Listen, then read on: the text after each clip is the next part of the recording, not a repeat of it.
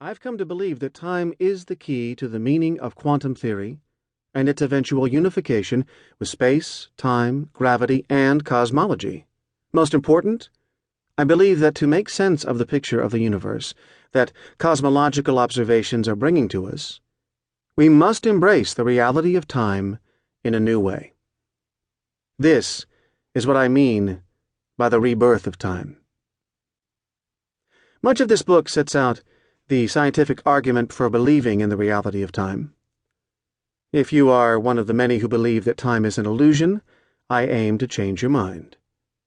If you already believe that time is real, I hope to give you better reasons for your belief. This is a book for everyone because there is no one whose thinking about the world is not shaped by how they see time. Even if you have never pondered its meaning, your thinking, the very language with which you express your thoughts, is colored by ancient metaphysical ideas about time. When we adopt the revolutionary view that time is real, how we think about everything else will change. In particular, we will tend to see the future in a new way, one that vividly highlights both the opportunities and the dangers confronting the human species. A small part of the story of this book is the personal journey that led me to rediscover time. My initial motivation might best be described in the language not of science but of fatherhood, through the conversations I have had with my young son, especially when I put him to bed at the end of the day. "Daddy," he asked once as I read to him, "did you have my name when you were my age?" Here was a child awakening to the knowledge that there was a time before him and seeking to connect the short story of his life so far to a longer epic. Every journey has a lesson to teach, and mine has been to realize just how radical an idea is contained in this simple statement that time is real.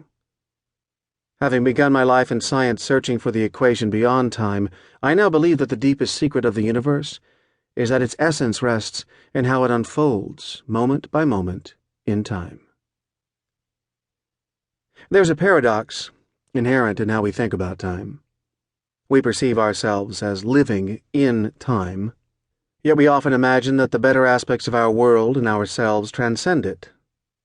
What makes something truly real, we believe, is not that it is true now, but that it always was and always will be true.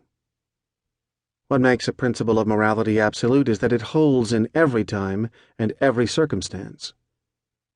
We seem to have an ingrained idea that if something is valuable, it exists outside time. We yearn for eternal love. We speak of truth and justice as timeless. Whatever we most admire and look up to, God, the truths of mathematics, the laws of nature, is endowed with an existence that transcends time. We act inside time, but judge our actions by timeless standards. As a result of this paradox, we live in a state of alienation from what we most value. This alienation affects every one of our aspirations. In science, experiments and their analysis are time-bound, as are all our observations of nature, yet we imagine that we uncover evidence from timeless natural laws. The paradox also affects our actions as individuals, family members, and citizens, because how we understand time determines how we think about the future. In this book, I hope to resolve in a new way the paradox of living in time and believing in the timeless. I will propose that time and its passage are fundamental and real, and the hopes and beliefs about timeless truths and timeless realms are mythology. Embracing time means believing that reality consists only of what's real in each moment of time. This is a radical idea, for it denies any kind of timeless existence or truth, whether in the realm of science, morality, mathematics, or government. All those must be reconceptualized to frame their truths within time. Embracing time also means that our basic assumptions about how the universe works at the most fundamental level are incomplete. When, in the chapters that follow,